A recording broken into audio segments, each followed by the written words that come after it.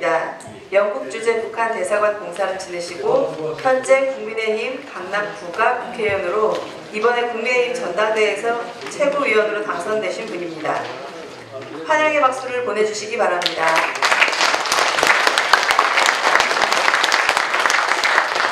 네, 여러분 반갑습니다. 제가 오늘 북한이 보는 박정희 대통령이라는 주제로 강연하게 되어 있었는데 저보고 말씀하시기를 11시 40분부터 강연을 시작해서 12시에 딱 끝내달라고 했는데 지금 12시 반에 제가 마이크를 잡았습니다. 그래서 제가 좀 빨리 끝내도록 하겠는데 우선 저는 제가 그 강연 제목을 이제 주목해서 저한테 요구했는데 북한이 보는 박정희 대통령 이렇게 강연 제목을 저한테 주시더라고. 그래서 제가 이 강연 제목을 받으면서 어떤 생각을 했는가 하면 이제야 좀 나라가 제대로 돌아가는구나 제가 이렇게 생각했습니다. 왜 그런가 하면 지금까지 우리나라에서 이승만 대통령에 대한 평가라든가 박정희 대통령에 대한 평가 모든 걸 하는데 우리는 대단히 우리 내부에서 담을 쌓고 박정희 대통령을 어떻게 볼 것이냐 뭐 산업화로부터 시작해서 5.16 혁명 공약 선언 이런 걸 이야기했지 남북의 체제 경쟁 김일성과 박정희를 비교해 봤을 때 얼마나 우리 박정희 대통령이 위대한 분이시고 박정희 대통령이 매 고비마다 어떻게 그렇게 신의 한 수와 같은 결정들을 해서 바로 이 남북 대결의 판을 바꿨느냐 이에 대해서는 대단히 연구도 부족하고 이걸 이때까지 우리가 잘 들여다보지 않았습니다. 왜 그러는가 하면 태생적으로 보수는 북한을 싫어합니다. 그러니까 북한을 싫어하니까 저 진보 좌파 쪽은 북한의 김일성의 책이 뭐야 많이 가져다 보고 공부를 많이 하는데 우리 보수는 일단 북한 책 읽기도 싫고 김일성에 대해서 듣기도 싫고 또 싫어요. 그러니까 이게 비교학적 접근을 이때까지 하지 않았습니다. 그런데 오늘 민족증흥회에서 이걸 저한테 이야기 좀 해달라고 제가 제안을 받고 이제부터 우리가 보수도 남북의 체제 대결 그 다음에 이념 대결 역사 대결을 좀 각도로 이제부터 좀 바로잡기 시작했구나 제가 이 점을 좀 말씀드리겠습니다. 다음으로는요 이 박정희 대통령에 대해서 북한이 어떻게 평가하느냐 이 평가 내용을 보면 공식 평가와 또 북한 주민들에게 하는 내용 또 김일성이나 김정일 이 우리 남한 사람들을 말했을 때 어떻게 이야기하냐 이게 다 틀립니다. 그렇기 때문에 북한이 밖으로 공개하는 내용과 공개하지 않은 내용이 지금 왔다 갔다 하고 있는데요. 큰 틀에서 북한이 학교나 대학 그 다음에 내부 강연지강에서 북한 일반 주민들을 향해서 하는 교육에서는 박정희 대통령 하면 뭐 우리 좌파들이 공격하는 것처럼 뭐 독재자 뭐 이런 표현들을 씁니다. 그런데 제가 평양국제관계대학을 졸업했습니다. 그러면 평양국제관계대학의 내부 교양 강의에서는 박정희 대통령에 대해서 어떻게 북한이 보고 이걸 좀 약간 객관적으로 다루고 김정일이 박정희 대통령에 대해서 한 이야기 이런 걸 보면 거기서 김씨 일가가 박정희 대통령을 어떻게 평가하고 있는가를 우리가 여서에서 알 수 있습니다. 공식 뭐 우리 언론에 다 나온 이야기지만 김정일이가 정주영 회장을 만났을 때 박정희 대통령을 어떻게 평가했느냐 뭐 신문에다 난 이야기입니다. 박정희 대통령의 유신에 대해서 다들 이러쿵 저러쿵 뭐 말들 많이 했지만 결국 저는 새마을 운동을 통해서 한국을 바꾸었고 김정일은 서울이 자기가 이렇게 보니 서울이 도쿄보다 더 멋있더라. 그래서 서울이 우리 민족의 자산이 아니냐 이런 얘기를 했습니다. 그 다음에 여러분 박정희 대통령의 지금 오늘 우리 김문수 지사님께서 박근혜 대통령을 많이 말씀하셨는데 박근혜 대통령이 당대표로서 2002년도에 가서 김정일을 만났을 때 김정일이 딱 이렇게 이야기했습니다. 우리 둘이서 위대한 선친들의 뜻을 받들어서 한번 잘해보자 이런 이야기를 했습니다. 그래서 결국은 이거 뭔가 하면 북한이 박정희 대통령에 대해서 평가할 때 김일성을 하나님처럼 올려놓고 박정희 대통령을 이렇게 낮추었는데 결국은 김정일도 박근혜 대통령을 만난 그 이후 시기도 발언들을 쭉 보면 박정희 대통령 앞에 위대한이라는 걸 붙였습니다. 그러니까 우리가 그러면 왜 이런 북한 김씨 일가도 이걸 인정했느냐라는 걸 제가 좀 시간이 많이 갔기 때문에 간단히 역사적 몇 가지만 좀 이야기하고 다음 단계를 이야기하겠는데요. 6.25 전쟁이 우리가 북한에서 일어났는데 6.25 전쟁의 총점 흐름은 레닌이 만들어 놓은 폭력혁명의 연장입니다. 그러니까 레닌이라는 사람이 절대 정권은 선거의 방법으로 정권을 가지고 좌파가 선거의 방법으로 정권을 가져서는 이 정권을 오래 유지할 수 없다. 그러니까 아예 때려 부셔서 폭력의 방법으로 정권을 차지했다. 이게 그 레닌의 소위 프레테라 독재 이론이거든요. 그러니까 이 연장선상에서 6.25가 일어났습니다. 6.25에서 김일성이가 실패했습니다. 근데 김일성이가 실패하고 예견하지 못했던 건 뭐냐면 6.25 전쟁이 끝나면서 이승만 대통령이 한미동맹을 만들 것이다. 이거는 김일성도 예측 못했고 마오쩌둥도 예측 못했습니다. 이런 한미동맹이라는 새로운 구조가 생겨날 거를. 그래서 이제 6.25 전쟁 끝나면서 한미동맹이 이제 들어섰는데 그때 김일성은 뭐라고 했는가 하면 아이고 앞으로는 당장은 미군이 저렇게 또 버티고 있으니 전쟁의 방법, 말하자면 폭력혁명의 방법으로 통일은 좀 어렵겠구나. 그러면 어떤 방법을 쓸까? 그래서 그때부터 김일성이 내는 게 말하자면 체제 대결입니다. 체제 대결에서 여러 번 했지만 좌파들이 야마 구호를 대단히 잘 달지 않습니까? 그래서 김일성이 그때 어떤 구호를 들었는가 하면 이밤의 고깃국 비단옷의 기와집을 먼저 북한이 도달한다. 이렇게 먼저 도달하면 그러면 자연히 남한에는 자생적인 좌파가 많기 때문에 어차피 국민의 시선은 잘 사는 쪽으로 쏠릴 게 마련이니까 이밥의 고깃국 비단옷의 기와집을 우리가 먼저 하면 그러면 남한에서 좌파들이 일어나서 결국은 뒤집어질 거다. 이렇게 했는데 1950년대 말까지는 대단히 북한이 비합적으로 했습니다. 그래서 전후, 북한에서 전후 복구건설이라고 하는데 전후 복구건설을 대단히 빨리 해가지고 전반적인 전쟁의 피해를 가시는 데서 북한이 남한과는 대비 안 되게 빨리 나갔습니다. 혹시 여러분들 속에서 제가 쓴 책 삼층 서기슬의 암호란 책을 보셨는지 모르겠는데 거기에 50년대에 북한이 얼마나 전후 복구건설을 빨리 해가지고 이 나라를 전쟁의 위기 폐허 속에서 빨리 일떠섰는가를 이제 거기에 제가 구체적으로 서술했습니다. 그런데 그때 핵심은 뭐냐? 왜 우리는 그때 북한만큼 50년대에 빨리 일어서지 못했느냐?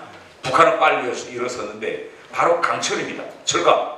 일본이 패망하면서 모든 철강 산업을 다 북한에다 둬두고 북한에 강철이 있었는데 전쟁이 딱 끝나고 북한에서도 그때는 김일성의 유일 독재가 아니었습니다. 어느 쪽으로 나라를 끌고 가겠냐라는 걸 북한 노동당에서 대논쟁이 붙었어요. 대논쟁이 붙었는데 김일성은 뭐라고 이야기하는가 하면 준공업 우선적 발전 노선을 내세웠습니다. 그래서 먼저 철강 산업부터 살리고 기계 산업을 살려야 한다. 이게 김일성의 노선이었고 스탈린 친 러시아파, 그 다음에 친중파, 연안파들은 경공업 우선 노선을 내세웠습니다. 이게 왜 당 안에서 치열한 논쟁점이었는가 하면 중국에서도 돈을 주겠다고 하고 소련에서도 돈을 주겠다고 하고 동유럽에서도 돈을 주겠다고 하는데 이게 말하자면 무상 경제 원조 같은 돈입니다. 이 돈을 가지고 뭘 할 거냐. 이것 때문에 당 안에서 치열한 논쟁이 붙었는데 김일성은 일본이 넘겨준 이 산업부터 빨리 되살리는데 이 돈을 써야 되겠다고 하고 연안파와 모스크바파는 지금 국민이 이렇게 다 전쟁 때문에 허덕이는데 그 돈을 가지고 천과 먹을 걸 싸서 일단 배부터 채워야 된다. 이런 논쟁이 벌어졌어요. 근데 김일성이 무조건 산업화 노선을 해가지고 자기 말 안 들으니까 이제 총을 꺼내들고 숙청해버렸습니다. 그리고 그걸 해서 이제 먼저 철강산업과 이걸 되살려서 결국은 김일성의 중공업 우선 노선이 50년대 말에 성공합니다. 성공해서 철강이 살아나고 기계공업이 살아나고 중화합이 살아나고 김일성이 그때 완전한 자신감을 이제는 됐다. 이 밥에 고깃국 비단옷에 귀하집 내가 먼저 간다. 이렇게 됐습니다. 이때 기적 같은 일이 바로 일어난 게 뭔가 하면 5.16 혁명입니다. 여러 번 아시겠지만 박정희 대통령이 저는 뭐 그때 박정희 대통령이 김일성이 이 50년대 말에 일어났던 모든 걸 보면서 박정희 대통령이 어떤 생각을 하셨는지는 제가 잘 모르겠지만은 박정희 대통령이 그때 생각한 건 야 이대로 있다가 이대로 이 저럴 기회를 놓치면 안 되겠다라고 생각해가지고 박정희 대통령이 결국 5.16 혁명을 일으켰는데 그때 5.16 혁명 공약이 이제 쭉 나오는데 김일성이가 이때 박정희 대통령이 내세웠던 5.16 공약의 핵심 사항인 이 산업건설 이걸 김일성도 연구했는데 그때 김일성은 뭘 몰랐는가 하면 박정희 대통령의 이 산업화 이 건설 이 정책은 경제학이 없는 겁니다. 그러니까 일반적으로 우리가 다 보면 산업화라는 건 보면 뭐 제일 먼저 산업화한 영국도 그렇고 가까이 일본도 그렇고 그러면 산업화를 하자면 가장 중요한 거는 강철이 있어야 되고 전기가 있어야 되는데 강철을 생산하자면 우리나라에 철강석이 없기 때문에 이게 안 되는 겁니다. 그러니까 김일성이가 그때 박정희가 내세웠던 저 산업화는 저건 호황한 거다. 안 될 거다. 이렇게 생각했습니다. 그런데 이때 그때 북한에서도 저걸 안 된다고 생각했는데 이때 박정희 대통령이 정상 궤도로 갔다면 산업화 안 되는데 1965년도에 일본하고 바로 한일 기본 협정을 내주면서 산업화의 가장 핵심인 돈이 5억 불이 생깁니다.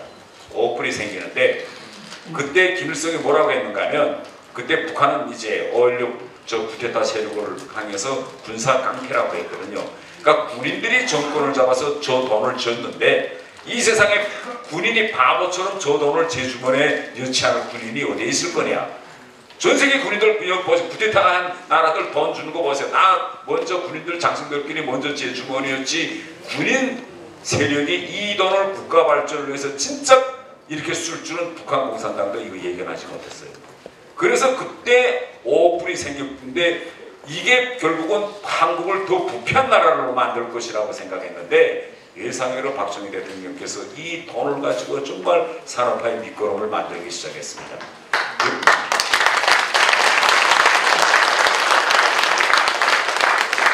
그 이제 점차적으로 남북 간의 대결에서 우리가 일어서기 시작했거든요. 일어서기 시작한 다음 변곡점은 제가 이야기했죠. 김일성은 항상 남북 체제 대결에서 이 강철을 대단히 철강업을 대단히 중시했습니다. 김일성은. 근데 그때까지도 우리 철강업이 지금 없었는데 여러분 68년도 1월 21일 날 김신조가 이제 박정희 대통령 그때 왜 왔느냐 하니까 박정희 대통령 목 따라왔습니다 라고 해서 그게 한국 국민들을 완전히 깜짝 놀라게 했는데 그러면 왜 김일성이가 1968년도 그때 야 이제는 안 되겠구나 이 시초에 박정희 대통령을 어떻게 하지 않으면 완전히 북한이 밀릴 수 있다 이 위기의식이 1967년도 66년부터 북한 내부에서 일어나기 시작했습니다. 바로 왜 일어나기 시작했느냐 강철 때문에 일어납니다. 여러분 아시겠지만 그때 박정희 대통령이 철광업을 우리나라에 만들자 해가지고 지금 다 지나간 일이지만 박태준 회장을 이제 전 세계를 돌면서 어떻게 하면 이거 우리 포스코를 만들 것이냐 막 이러는데 그때 조청연에서 김일성한테 보고가 오는데 일본이 바로 한국에 철광업을 줄 수 있는데 그 철광업을 줄 수 있는 돈도 바로 그 일본으로부터 받은 돈이 있었고 다른 하나는 그때 당시 일본의 철강 산업에서 한강 오염이요 뭐 이런 것 때문에 일본 자체도 이 철강 산업을 어디다가 좀 다른 데다 옮겨갈 수 없을까 이런 걸 고민하고 있는 이 모든 정황상 딱 놓고 보면 일본의 그 발전된 철강 산업이 한국으로 올 수 있다는 이 기류가 쫙 지금 형성되고 있던 때입니다. 그래서 김일성이가 야 이거 진짜 일본의 철강 산업이 한국으로 들어오기 시작한다면 정말 이거 큰 완전히 게임 체인저가 될 수 있다. 이제라도 손을 써야 되겠다. 이래서 68년도 1월 21일 날 청와대 그 습격 사건이 있었는데 천만다행으로 하늘이 도와주셨는지 박정희 대통령께서 거기서 살아나셨고 김신조 일당이 거기서 끊겼습니다. 그래서 바로 여러분 아시겠지만 69년도에 박태준 회장과 박정희 대통령이 바로 그때 일본에서 받았던 1억 불을 가지고 포스코를 이제 들여오기라 이런 거고 일이 맞아떨어져서 결국 미국이 일본에게 철강산업 주는 걸 허용하고 일본도 우리에게 포스코와 같은 그런 훌륭한 강철 공장을 이제 지어주기로 이제 합니다. 그래서 이러한 모든 이제 정황상 이거 지금 이제 보면 정말 박정희 대통령이 저는 지금도 야 그때 일본으로부터 그 5억 불이 생겼을 때 그 박정희 대통령과 그 측근 내부에서 이 돈을 좀 우리끼리 좀 어떻게 좀 꿀떡할 방도가 없었을까? 뭐 이런 내부는 전혀 없었는지, 이게 진짜 어떻게 그 모든 돈을 산업화를 위해서 그렇게 깨끗이 정말 다 쓰셨을지 정말 위대하신 분이다, 이렇게 생각 저는 합니다. 다음 이야기는 제가 박정희 대통령에 대해서 외국에서 어떻게 평가하는가, 제가 이야기를 좀 한마디 더 하겠습니다. 제가 84년도부터 88년도까지 베이징 외고대학에서 유학을 했습니다. 유학을 했는데 그때 경제학 이제 강의 시간에 딱 들어가면 여러 이제 1장, 2장, 3장, 4장 그 쭉 강의가 있는데 그 중에 한 강의는 중국 공산당인데 중국 교수들이 들어와서 박정희 대통령의 국가주도형 산업개발 전략에 대한 강의를 합니다. 중국에서 자체도. 왜 그러냐면 그때 중국이 덩시어평이 이런 말을 했습니다. 박정희 대통령은 나의 경제 멘토다, 이런 말을 덩시어평이가 했습니다. 그래서 중국 공산당과 대학들에서도 박정희 대통령의 그 산업화에 대한 연구를 대단히 심화시키면서 중국 개혁개방이 어느 길로 가겠느냐, 이런 걸 이제 대단히 많이 연구했고, 전 세계적으로 이 박정희 대통령에 대한 지금 연구와 그 다음에 이제 높이 추앙하는 그런 건 이 한국보다 오히려 이제 더 높다, 이런 제가 말씀을 드리고, 마지막으로는 제가 시간이 많이 갔기 때문에 향후 앞으로 대한민국은 어떤 방향으로 나갈 것이냐, 박정희 정신을 계승해서 이걸 제가 좀 네 마디만 더 하고 끝내도록 하겠습니다. 우선 첫째, 지금 핵전쟁과 역사전쟁에 대해서 제가 좀 한마디 말씀드리겠습니다. 1991년도에 서론이 무너졌습니다. 서론이 무너져서 북한에서 또 이제 당 정치국 회의라는 걸 열어가지고 김일성이 자, 이제부터 서론이라는 나라가 없어졌는데 향후 남북의 통일 문제를 어떻게 할 거냐라는 그 전략을 토의하는 회의가 벌어졌는데, 거기에서 이제 김일성이가 두 가지 전제를 이야기합니다. 앞으로 서론이 없어졌기 때문에 서론으로 봤던 무상 경제 및 군사 원조는 이제는 없다. 이제는 없으니 이제부터는 이거 어떻게 하겠느냐, 이거 조카 통일을 해야 되겠는데, 반면에 벌써 그때 91년도에 완전히 운동장이 기울었거든요. 이런 상황에서 어떻게 조카 통일을 하겠냐, 한번 답변들을 해봐라. 쫙 장성들 보고 이야기하는데 일어나서 얘기하는 사람이 한 명도 없었습니다. 아, 이제 기울었구나, 안 되겠구나 하고 그 누구도 장내에서 일어나서 이 길로 갑시다 하는 말이 없었는데, 그때 김정일이가 일어나서 딱 한마디 했습니다. 뭐라고 했느냐면, 수령님, 조선이 없는 지구는 필요 없습니다, 이 말을 한마디 합니다. 그래서 그때 91년도에 이 평양시 전국적으로 조선이 없는 지구는 필요 없다, 이 다 흉수막 걸고 전국적으로 이제 그 당 정치국 결정을 지지하는 행사를 했는데, 이게 뭔가면 쉽게 얘기하면 이제는 재래식 무력을 가지고는 절대 한국하고 안 되기 때문에 이제부터는 핵밖에 없습니다. 핵으로 나가겠습니다. 이게 당 정치국 결정문입니다. 조선이 없는 지구는 필요 없다. 지구를 완전히 깨버려야 된다. 지면. 그래서 핵을 나갔는데, 지금 우선 첫째 핵전쟁, 이것이 지금 현실로 다가오고 있습니다. 이게 지금 우리 한때는 과연 그때 지금으로부터 30년 전에 내세웠던 이 구호가 사실이냐 아니냐, 지금 어떻게 현 상황이 어떻게 되고 있느냐. 지난주 한 주 동안에 여러분도 뭐 언론을 통해서 가끔 보셨겠지만 우리 한국은요 가상 핵전쟁 시나리오를 한번 해봤습니다. 핵전쟁을 한번 해봤어요. 지난주에 어떻게 했는가 하면 아시겠지만은 지난 목요일까지 한미연합훈련인 프리덤 실드라는 한미연합훈련이 끝났습니다. 한 거의 보름 동안 했는데요, 2주 동안. 그런데 이번에 한미연합 프리덤 실드에 대한 북한의 이 대굴봉은 앞으로 한반도에서 전쟁이 어떻게 일어나고 어떤 양상이 일어날지 바로 한 주 동안에 다 했었습니다. 쉽게 이야기하면 자, 한반도에서 이제 만약 전쟁이 일어난다라고 하면 지금 우리가 가지고 있는 전략은 한미 사이의 확장 억제 전략입니다. 확장 억제 전략은 큰 기둥이 두 가지인데, 하나는 재래식 무력으로 전쟁하다가 북한이 핵을 쓰면 미국의 핵 자산이 투입돼서 북한을 핵으로 징벌한다. 이게 한미 확장 억제력. 그게 크게 두 가지입니다. 그런데 우리가 프리덤 훈련을 시작하는 날 김정은이가 당 군사전원회를 열고 어떤 결정을 채택하는가 하면 한미가 지금 프리덤 실드라는 연습을 한다는데 북한은 어떻게 대응하려고 하느냐? 바로 북한이 가지고 있는 핵 미사일로 대응을 하고 북한 육군은 이때 다 농사지으려 농촌을 내보내겠다. 이렇게 공공연하게 우리한테 선포합니다. 그리고 진짜 시나리오가 벌어졌어요. 우선 첫째, 괌에서 우리를 향해서 비완 전략 폭격기가 우리를 향해서 날아왔습니다. 쫙 날아올 때 북한이 가만히 있다가 한반도 진입에 거의 다 들어왔다 라고 할 때 북한이 뭘 했죠? 북한이 뭘 했는지 공중 핵폭발 실험을 합니다. 비완비가 날아올 때 공중 핵폭발 실험을 딱 했어요. 그래서 이번에 총 3번 했습니다. 800m, 600m, 500m. 그러면 왜 괌에서 전략폭격기가 날아올 때마다 북한이 공중 핵폭발 실험을 하느냐? 이게 바로 아직도 미국이 답을 찾고 있지 못하는 핵 공중 폭발 EMP탄 실험입니다. 만약 진짜 전쟁을 가상했을 때 EMP탄을 공중에서 터뜨렸다 북한이 뭐 한 10km 상공, 30km 상공에서 EMP탄을 터뜨렸다면 외부로부터 들어오던 미국 전략폭격기는 오다가 돌아갈 수밖에 없어요. 지금 현재 왜 그대로 터뜨린다는 걸 알면서 그대로 들어오면 항공기가 본부와 모든 통신, 서버기, 제어장치가 다 마비됩니다. 이 강한 핵 충격 발생에서. 그래서 이번에 북한이 딱 던졌어요. 자, 너 드론에 그럼 이거 터뜨릴게. 한번 해봐. 어떻게 해봐. 이거예요. 그 다음에 두 번째, 이번에 한미연합 훈련 때 북한의 도발은 동해상에서 다 진행됐습니다.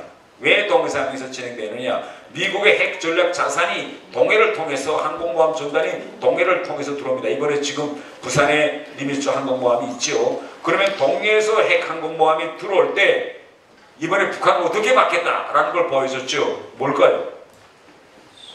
핵 수중원에 폭파합니다.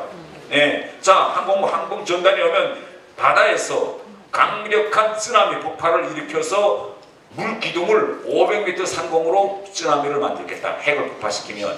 그러면 천안함 같은 것, 서해에서는 수심이 낮은 곳에서는 배를 1대1로 까는 전략입니다. 이게 바블 효과. 배 밑에다가 큰 밥을 일으키는 바블 폭탄을 터뜨리면 배 한 대를 공중으로 들어서 선미와 선체를 두동강내는 게 천안함 폭진이라면 동해는 전단이 들어오고 배가 한 척이 없는 거라 항모를 주면서 전단이 들어오면 바로 공중 쓰나미 물을 폭발시켜서 모든 배를 다 뒤집어 엎는 겁니다. 그러니까 결국은 이번 한미연합실드 딱 끝나면서 얻은 결론은 뭐냐? 공중으로 미국 핵자산이 과연 들어올 수 있을까? 제가 판단하는 지금 대응이 없어요. 바다로 그러면 미국 핵 전략 자산이 바다를 통해서 들어올 수 있느냐? 만일 저렇게 바다 수중에서 핵 오리굴을 폭발시킨다면 아마 이걸 알고 있으면서 밑에 평양사령관이 바다로 들어오는 건 전혀 불가능하다고 생각합니다. 그래서 지금 국방부는 여기에 대한 대응이 없기 때문에 언론에 간 입장 표명에서 북한의 공중 핵 폭파 모의 실험이라든가 수중 폭파 실험은 좀 조작 가능성이 있다. 과장된 것 같다. 이렇게 국방부의 입장은 이건데 저는 과소평가는 안 되겠다. 왜? 우리가 매번 방법이 없을 때는 이렇게 과장이다, 호세다, 조작이다 했는데 한 1, 2년 지나고 3년 지나고 4년이 지나면 결국은 다 그것이 현실로 우리한테 돌아왔습니다. 그러면 이런 상황에서 공중도 안 돼. 바다도 안 돼. 그러면 우리가 대한민국이 손과 같이 갇히게 되는데 그러면 대응책은 뭘까요? 자체 핵무장밖에 없습니다. 이제 우리는 자체 핵무장을 해야 합니다. 그런데 오늘 아침에도 제가 YTN에 나가서 자체 핵무장에 대해서 라디오 인터뷰를 강하게 했는데 자체 핵무장이란 말만 나오면 절대 다수 사람들이 말도 안 되는 소리다. 그리고 그거 하려면 미국과의 한미동맹이 파탄난다. NPT에서 탈퇴해야 되는데 그렇게 되면 경제적 제재를 받는다. 이렇게 안 된다는 비판론과 비관론, 패배의식이 대단히 강합니다. 과연 그러면 안 될까요 이게? 저는 좀 다르게 생각합니다. 우선 첫째, 국제법적 틀거리 보면 NPT에는 예외 조항이라는 게 있습니다. 예외 조항이 뭐냐? 나라가 위기에 빠졌다고 생각했을 때 이 NPT가 더는 자기를 보호해주지 못한다고 생각할 때는 탈퇴할 수 있다라는 조항이 있어요. 그런데 그러면 지금 현재 한반도에 조성된 이 상황을 우리가 국가가 이걸 위기 상황으로 볼 거냐 안 볼 거냐, 이게 핵심입니다. 지금 완전히 위기 상황입니다. 지금 답변이 없기 때문에. 그래서 이제는 우리가 이걸 위기 상황으로 이건 결정해야 된다. 그 다음에 두 번째, 미국을 어떻게 설득시키겠느냐, 이게 가장 핵심 상황입니다. 그런데 우리 한반도에 있는 에서의 미국의 핵 전략은요, 매우 모순적이고 자가당착적인 전략입니다. 미국을 한번 보세요. 미국은 어떤 전략이냐, 미국의 핵 전략은 큰 핵 강국에 대해서는 그 핵 강국이 가지고 있는 핵 무기가 미국으로 날아오지 못하게 그 핵 강국들끼리 지역적으로 붙게 하는, 그래서 미국을 한 발 빼는 전략으로 지금까지 유지되어 왔습니다. 소련과 1960년대에 미국의 핵 군비 경쟁이 일어나니 중국의 힘을 키워서 소련을 견제하자. 그래서 결국은 닉슨 독출을 해놓고 키신저가 가서 손을 잡아서 중국의 힘으로 소련과 맞서게 해놨습니다.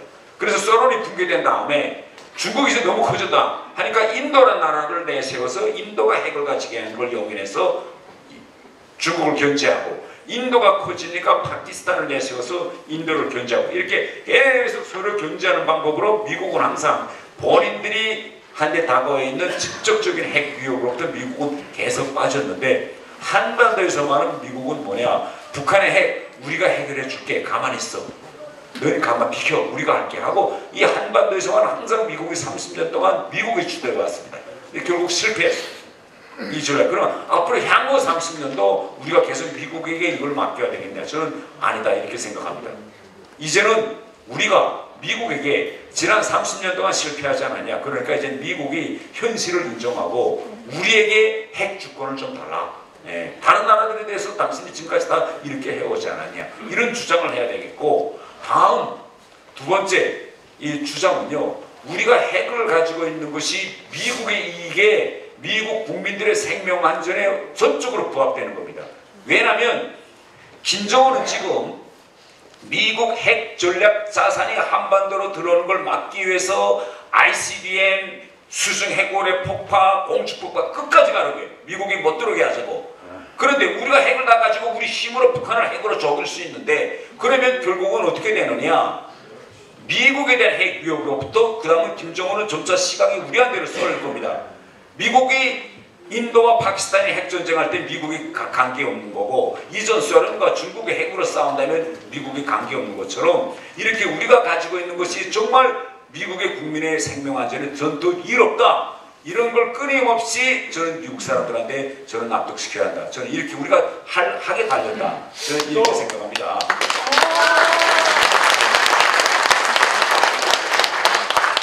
세 번째는요, 미국 사람들하고 이야기할 때는 미국 사람들이 만들어낸 용어를 가지고 미국 사람들하고 이야기하면 안 됩니다. 그러면 우리가 대화에서 이길 수가 없어요. 이 북한은 어떻게 했느냐, 북한은 핵을 가지면서 뭐라고 했느냐, 조선반도 비핵화하겠다. 이게 말이 되는데, 핵무기를 가지면서 조선반도 비핵화다. 전혀 말이 맞지 않는 거죠. 항상 북한은 조선반도 비핵화를 위해서 핵이 필요하다. 그래서 핵이 왜 필요하냐, 핵을 가진 미군이 한반도에 있기 때문에 핵이 필요하다. 근데 말은 항상 비핵화를 위해서 핵이 필요하다는 거예요. 근데 미국 사람들이요, 제가 북한에서 30년 동안 미국 유럽을 다니면서 북한에 왜 핵이 필요한가 하는 거를 상부의 지령에 따라서 미국 사람들한테 이야기해보고, 이제는 국회의원으로서 제가 매일 미국 가서 이제는 한국이 핵이 필요하다고 이야기하는데, 제가 북한에 있을 때 딱 같은 사람한테 북한에 핵이 필요합니다 라고 이야기했을 때와 한국에 와서 정치인이 돼가지고 한국에 핵이 필요합니다 라고 이야기했을 때 미국 사람들의 반응이 완전히 달랐습니다. 뭐이 다르냐, 제가 북한에 있을 때 북한에 핵이 필요합니다, 한반도의 비핵화를 위해서 라면 미국 사람들은 항상 어떻게 이 대화를 시작하느냐, We understand your concerns. But 하고 시작해요. 우리 너희 걱정 인정해. 그러나 그건 기우야. 이러면 시작해요. 근데 제가 한국 정치인이 된 다음에 매일 미국 가서 미국 정치인한테 해서 이제 우리가 핵무장 해야 되겠습니다 하면 미국은 We understand your concerns라는 말이 없어요. No! 한 번에 no로 들어갑니다. 그러니까 대화가 안 되는 거예요. 좀 들어보고 그래? 약간 말이 되네. 이렇게. 이거 왜 그러는가 하면 우리 나름대로의 북한처럼 우리 나름대로의 핵무장에 필요한 컨셉을 개발하지 못했기 때문입니다.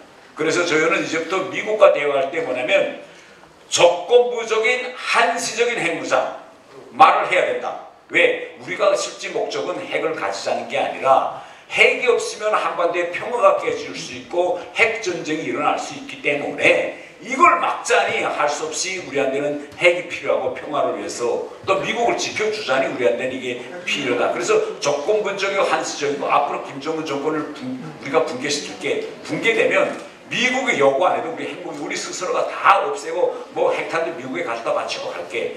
이렇게 돼서 우리의 핵무장은 매우 한시적인 개념이다. 우리의 컨셉을 만들어가지고 우리의 링에서 싸움을 해야지 미국이 만들어놓은 털거리 안에 들어가서 하면 우리는 이 난관을 극복할 수 없다. 이걸 제가 말씀드리겠습니다. 오늘 아침 혹시 동아일보 보신 분이 계시겠는지 모르겠는데 미국도 점차 변하고 있습니다. 오늘 동아일보 보셨죠? 한국의 핵무장을 지지하느냐? 라고 여론조사를 했는데 10년 전과는 완전히 다른 여론조사가 나옵니다. 미국 사람들 자체가 점점 이제는 한국도 자체 핵무장을 가지든지 아니면 한국형 그런 핵공유를 하든지 이런 대로 미국 사람들이 지금 인식이 변하고 있습니다. 왜 변하고 있느냐? 미국도 이제는 알고 있어요. 중국의 뜰 안에서 바로 코앞에서 미국이 타이완이나 한반도라는 두 개 지역에서 동시에 전쟁을 할 수 없다는 걸 미국 사람들도 이제 인정하고 있습니다. 여기에 대한 첫 번째 신뢰가 뭐냐면 작년도 12월 달에 일본 자위대의 반격 능력을 가지겠다. 이건 일본이 재무장하겠다는 겁니다. 그런데 일본이 재무장하지 못하고 평화법을 누가 만들어줬냐? 미국이 만들었어요. 일본군은 어떤 경우에도 전쟁을 수행할 능력을 못 가지게 해야 된다는 게 미국이 만들어놓은 프레임인데 미국 자체가 오케이 너네 반격 능력 가져. 승인해줬어요. 반격 능력 가지라는 건 공격 능력을 가지라는 겁니다. 일본이 다 했는데 왜 우리가 못하겠습니까? 그래서 우리가 이제부터 정치권에서 달라붙고 우리가 똘똘 뭉쳐서 간다면 이게 가능합니다. 마지막으로 이거 경제권에서 대단히 이거 걱정을 해요. 저 같은 사람이 우리가 핵무장을 해야 된다라고 하면 경제계에서는 야 이거 그러다가 뭐 미국하고 어떻게 되고 제재 받고 막 이러는데 제가 3일 전에 일본 외교관들과 일본이 인도 핵 가졌을 때 어떤 정책을 썼느냐 1시간 동안 내가 논쟁을 해봤어요. 일본은 이 지역에서 아시아 지역에서 핵 국가가 나타나는 걸 미국보다 싫어하는 게 일본입니다. 많은 사람들이 우리가 핵을 가지면 일본이 핵을 가질 것이다. 일본 핵무장으로 이어진다고 생각하는데 이건 완전히 일본 국내 여론과 잘못된 겁니다. 일본에서요 자체 핵무장 여론조사 돌리면 20%도 못 넘습니다. 지지하는 사람들이. 80% 이상이 일본은 계속 비핵 반핵 3대 원칙을 유지해야 된다. 왜? 일본은 히로시마 나가사키 핵 참화 이후 지금까지 핵 참화 코스프레를 계속 해왔기 때문에 일본 정치인들도 핵을 가져야 된다라고 이야기하면 아무리 극우 성향의 정치인이라도 표가 안 된다는 거 다 압니다. 한국하고 전혀 달라요. 그런데 한국은 핵을 가져야 되느냐 자체 핵무장에 대해서 여론조사 떨면 우리 보수층에서는 한 78%가 지지하고 진보 쪽에서도 66%가 지지합니다. 이게 일본과 우리가 전혀 다른 생태계입니다. 그런데 인도에 대해서 일본이 어떻게 했느냐 제일 처음에 인도가 핵 실험을 하고 핵 보유국을 선언했을 때 일본은 아시아에서 새로운 핵국가 출현 반대다. 일본과 모든 경제관계 끊고 완전히 했습니다. 이게 몇 년 닦았느냐? 10년 닦았어요. 10년 된 오늘에 와서는 일본과 인도 사이, 일본과 파키스탄 사이의 모든 경제관계가 다 정상화됐습니다. 정상화됐기 때문에 우리가 지금 이 정도의 경제력을 가지고 있어서 만약 우리가 한다면 좀 경제 제재도 받고 하겠죠. 그러면 제가 시간을 한번 계산해 보니까 10년까지는 안 나갈 것 같아요.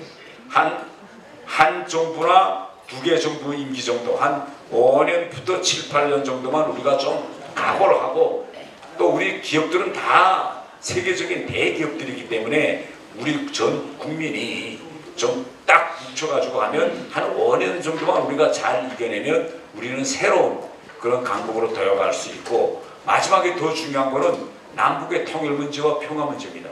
지금 윤석열 정부가 북한과 뭘 하려고 해도 안 됩니다. 하려고 해도 할 수가 없어요. 문재인도 하려고 해도 못했습니다.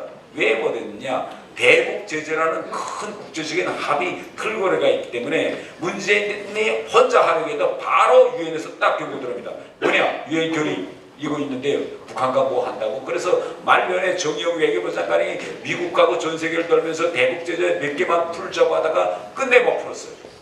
산호의 회담 때 김정은이가 내가 이거 영변 핵수를 내놓겠으니까 5개 제재 풀어주세요 하고 트럼프한테 읍소했지만 트럼프도 왜 못 풀어줬느냐? 바로 이 제재 틀거리 때문에 안 되는 겁니다.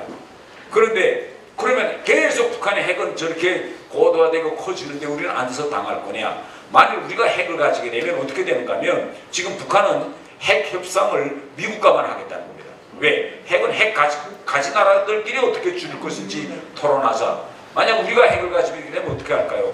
핵 협상 주도권을 우리한테 넘어옵니다. 우리가 남과 북이 다 같이 핵미사일 가지고 있는데 이거 어떻게 줄일 건지 같이 앉아 토론하자. 만약 우리가 핵을 가져서 핵 군비 경쟁이 일어난다면 한반도에서 우리는 경제력이 탄탄하고 기술이 좋기 때문에 북한이 20년, 30년 한 걸요 우리 1년, 2년 내에 미사일 핵 기술 쭉 앞설 수 있습니다. 다 끝내겠습니다. 마지막입니다. 예, 다 끝낼게요. 그렇게 돼서 결국은 지금 북한이 미국과 하려는 핵 군축 협상을 남북 핵 군축 협상을 우리가 끌어와야 됩니다. 이것이 앞으로 향후 남북 관계에서 우리가 주동을 쥐고 남북 관계를 정상화하고 우리 문제는 해결해서 우리 문제를 우리가 가져오는 이런 길이다 라는 말씀을 드리면서 앞으로 우리 한국의 자체 핵무장 그것이 실현되는 날까지 다 같이 동참해 주시면 감사합니다. 감사합니다.